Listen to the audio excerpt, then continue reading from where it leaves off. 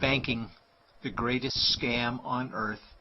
Thomas Jefferson said, "I believe that banking institutions are more dangerous to our liberties than standing armies.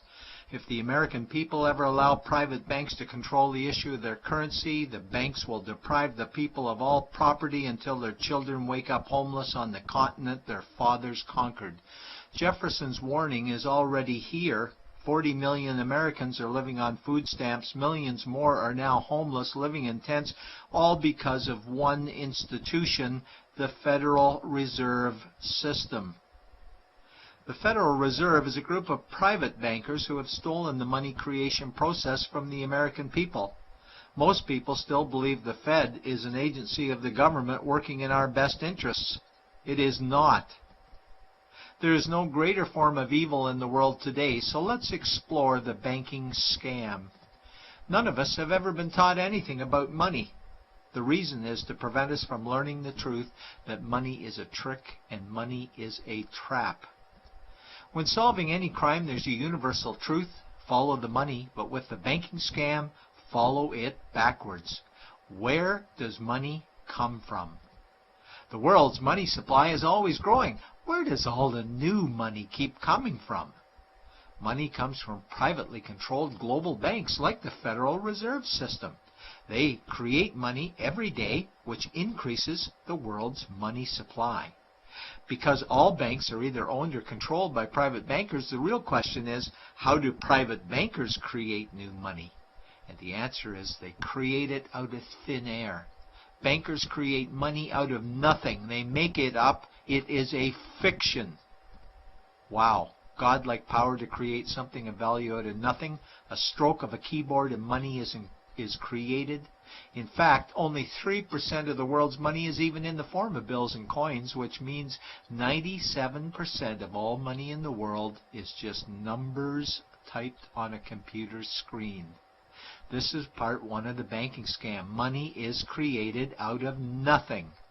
The second part of the scam is this phony money is issued as debt. What is debt exactly? Well, when you consider we work our whole lives to pay it off, you could say debt is slavery. But whose debt is this phony money?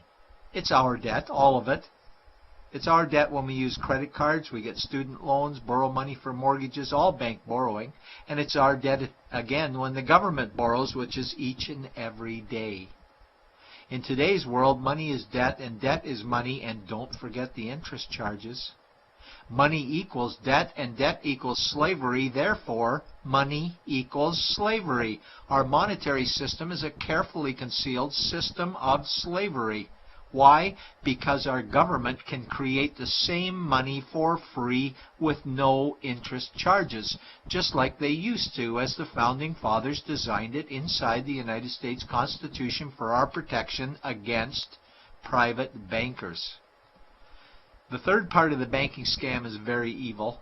When bankers create money from nothing and issue it as debt, they only create the principal portion of the debt. They do not create the money for the future interest payments. There is not enough money in existence for all of us to make our interest payments. In fact, our money creation system is even mathematically impossible. Money issued by the banks, principal debt, does not equal the money demanded back to the banks, principal plus interest. We are forced to play a game of musical chairs to see who can make their debt repayments. This guarantees a world of bankruptcy, competition, and scarcity of money.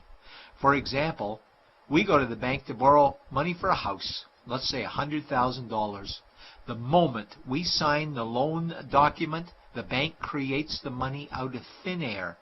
A $100,000 debit gets registered for us and a $100,000 secured credit for them. Then one of two things happens. Either we give the bank 30 years of labor making house payments totaling $300,000 for the original $100,000 we borrowed, or the bank takes our house.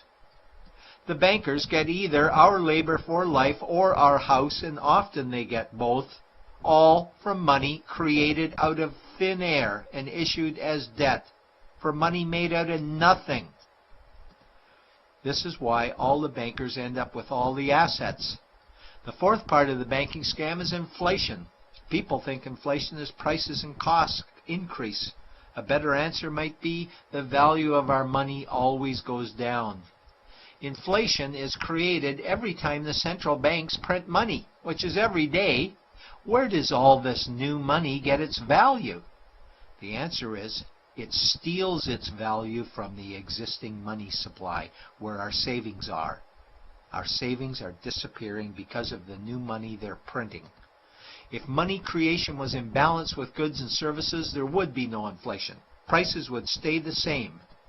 But the reality is banks always print money, driving prices ever higher, which steals the value of our savings, making them disappear. Since the private bankers created the private Federal Reserve in 1913, the United States dollar has lost 97 cents in purchasing power. An item in 1913 that cost $100 in 2011 cost $2,230, a price increase of 2,130%. This is the banking scam. 4 parts. Private bankers create money out of nothing and charge interest on it. There is no money created for the future interest payments, and inflation steals our savings every day. In order for the banking scam to be pulled over our eyes, the bankers need help from the likes of paid-for politicians and appointed civil servants, military-industrial complex, mainstream media, multinational corporations, and the bankers' good buddies.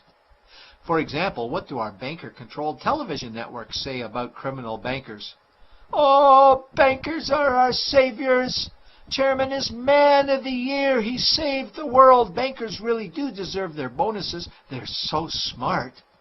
And what do our banker-owned G20 politicians say we need to do? That we must save our banking system, and now we need austerity measures, like increasing existing taxes and bringing in new taxes, cutting our social programs, including education and health care, stealing from our pension plans while increasing the retirement age, keeping us working for more years at lower wages while placing our children and grandchildren in debt and servitude for their future lives.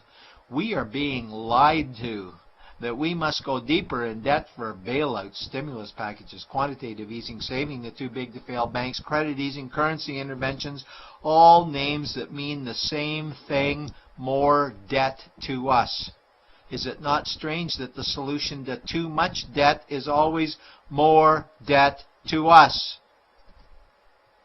And where is all this money going? It's going to the banks and to the bankers. They are stealing our money right now. 0.1% of the world's population owns 2/3 of the world's wealth.